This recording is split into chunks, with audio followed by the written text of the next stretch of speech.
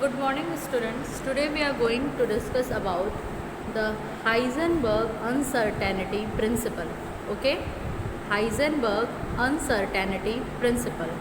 Students, earlier to this we have seen that how the particles perform the wave character also, particle nature also, and for this we have seen that how Bohr has given the concept that electron revolve around an fixed orbit, or there is a fixed region where electron revolves, and there are so many consequences of them. But students, now we are going to discuss basically about the Heisenberg uncertainty principle, okay, which basically says that at a time it is impossible to identify the position and momentum of an electron or any microscopic particles. So students, earlier also I have told you student, पहले भी मैंने आपसे बताया कि जब हम macroscopic की बात करते हैं तो हमने क्लासिकल मैकेनिक्स में देखा कि हम कैसे मैक्रोस्कोपिक पार्टिकल्स के बारे में डिस्कस करते हैं, लेकिन जब माइक्रोस्कोपिक पार्टिकल्स की बात आती है तो उनके पोजीशन को, उनके मोमेंटम को डिटरमाइन करना एट अ टाइम ये पॉसिबल नहीं होता है। और यही थ्योरी जो है दी थी हाइजेनबर्ग ने, okay, that is Heisenberg uncertainty principle. So let us see what it is. Students, अगर हम बात करते हैं कि ये कॉन्सेप्ट बेसिकली था क्या या क्यों आया, so Werner Heisenberg, which is a German physicist, in 1927 stated uncertainty principle, which is the consequences of dual behavior of matter and radiation. Students, जब हमें ये क्लियर हो गया कि मैटर हो गया या रेडिएशन है, उनका क्या है, डुअल बिहेवियर है। What is the dual behaviour? That is वो वेव कैरेक्टर भी शो करते हैं और वो पार्टिकल नेचर भी शो करते हैं, ठीक है। तो इनके कॉन्सिक्वेंस में हमने देखा कि एक अनसर्टेनिटी प्रिंसिपल दिया, किसने? हाइजेनबर्ग ने। And this basically states that it is impossible to determine simultaneously the exact position and exact momentum for velocity of an electron. मतलब इन्होंने कहा कि ये इम्पॉसिबल है कि हम साथ में, मतलब एक साथ किसी भी माइक्रोस्कोपिक पार्टिकल, यहाँ पे हम उसको इलेक्ट्रॉन के रूप में अज्यूम कर रहे हैं, उसका एग्जैक्ट पोजीशन और उसका एग्जैक्ट मोमेंटम डिटरमाइन कर सके, ओके।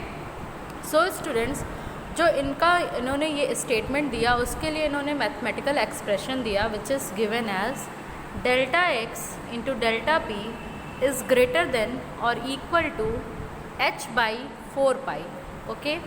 एंड स्टूडेंट्स, जैसा कि हम जानते हैं कि momentum is equal to mass into velocity, that is p is equal to mv. So keeping the value here, delta x into delta mv is greater than or equal to h by 4 pi, okay. And students, rearranging this we get the final equation, that is delta x into delta v is greater than or equal to h by 4 pi m. So this is the final expression given by Heisenberg, okay. Here if talking about the terms, so delta x is about the uncertainty in position, delta v is about the uncertainty in velocity, h is Planck's constant, and talking about m is the mass of whether the particle we are considering. If we are considering the microscopic particles like electron, proton, neutron, okay. So students, as we are knowing with the terms, now let us see how और what is the significance of uncertainty principle. So students, अगर हम इसकी significance की बात करें तो basically आपको बस ये अज्यूम करना है कि अगर एक इलेक्ट्रॉन जो कि रिवॉल्व कर रहा है, ठीक है, तो इसकी जो पोजीशन है और वेलोसिटी है वो एट अ टाइम डिटरमाइन करना पॉसिबल नहीं है। तो यहाँ से जो हमें सिग्निफिकेंस मिला कि it rules out existence of definite path और trajectory of electron and other similar particle. मतलब जो अभी तक ये बिलीव था कि एक डेफिनेट पाथ है, ठीक है, या ट्रेजेक्टरीज हैं इलेक्ट्रॉन्स की, वो जो है उसको रूल्स आउट कर दिया, okay. And students, the effect of Heisenberg uncertainty principle is significant only for motion of microscopic object।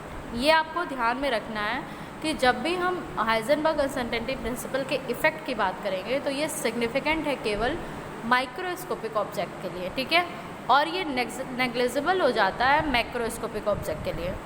कैसे हम ये समझ सकते हैं? इसके लिए स्टूडेंट सपोज करिए हमने अप्लाई किया है, एक ऑब्जेक्ट लिया, ठीक है, जिसमें हमने अनसर्टेनिटी प्रिंसिपल अप्लाई किया और उस ऑब्जेक्ट का मास है 10⁻⁻⁶ kg। Okay, so keeping the value, putting value, what we get h/4πm delta v into delta x is equal to h/4πm। Okay, और जब हम इसमें वैल्यू सब्सटीट्यूट कर रहे हैं, h की वैल्यू हमने रखी 6.626 into 10⁻34 joule second 4 as it is, pi की वैल्यू 3.1416 हमने यहाँ पे ली है और मास हमें दिया हुआ है 10⁻⁻⁶ kg। ओके, सो जब इक्वेशन हम सॉल्व करते हैं स्टूडेंट तो हमारा आंसर आता है 10⁻⁻28 ओके पर metre square second.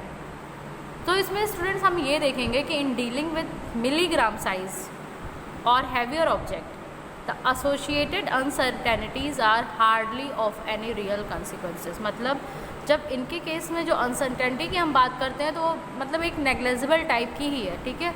But student suppose we are dealing with the mass of an electron. अगर हम एक इलेक्ट्रॉन के मास को सपोज करके इस वैल्यू को देखें तो सपोज करिए हमने मास का इलेक्ट्रॉन लिया है 9.11 into 10⁻⁻31 kg। You are well known with this what is the mass of an electron. Okay, so putting the values the answer is coming 10⁻⁻4 per metre square okay second.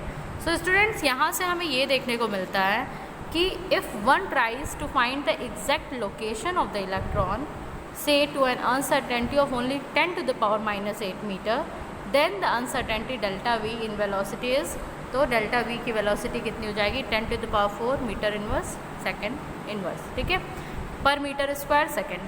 So students this value is basically so large that classical picture of electron moving in Bohr orbit, जो कि fix थी, मतलब Bohr ने orbital क्या कहा था, Bohr ने बताया था कि एक फिक्स ऑर्बिट है, ठीक है, कैन नॉट होल्ड गुड, तो वो सस्टेन नहीं करती है, होल्ड नहीं करती है। सो यहाँ से स्टूडेंट जब भी अगर हमसे कोई पूछता है कि इलेक्ट्रॉन कहाँ एग्जिस्ट करता है या what is the centre where electron exist, तो उसके लिए हम सीधे एक वर्ड यूज़ करते हैं जो कि क्या होता है, probability. Okay, so always we will say that probability of finding electron. Okay, तो यहाँ से एक नया टर्म निकल के आया, क्या, probability. So students you can see it is therefore means that the precise statement of the position and momentum of electron have to be replaced by statement of probability. तो जो हम कभी भी पोजीशन या मोमेंटम की बात करेंगे या इलेक्ट्रॉन के पोजीशन की बात करेंगे तो हम कहेंगे probability. Okay, so this is all about today's lecture.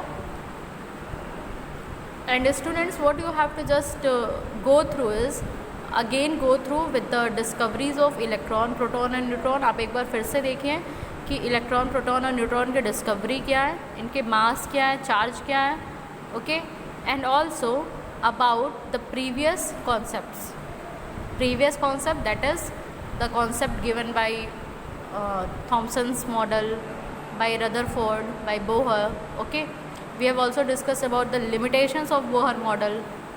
After that there was the discovery of quantum mechanics. okay, तो quantum mechanics में हम basically discuss करेंगे अब ये ऑर्बिटल्स के स्ट्रक्चर्स की, उनके शेप्स की, कि अगर हमने s ऑर्बिटल की बात की तो शेप क्या है, p की बात की तो शेप क्या है, d की बात की तो शेप क्या है। अब अगर इलेक्ट्रॉन्स के डिस्कस कर रहे हैं तो उनकी फिलिंग कैसे हो रही है, अबाव प्रिंसिपल फॉलो हो रहा है कि पॉली एक्सक्लूजन फॉलो हो रहा है। So this will be our next topic. Okay, so thank you class.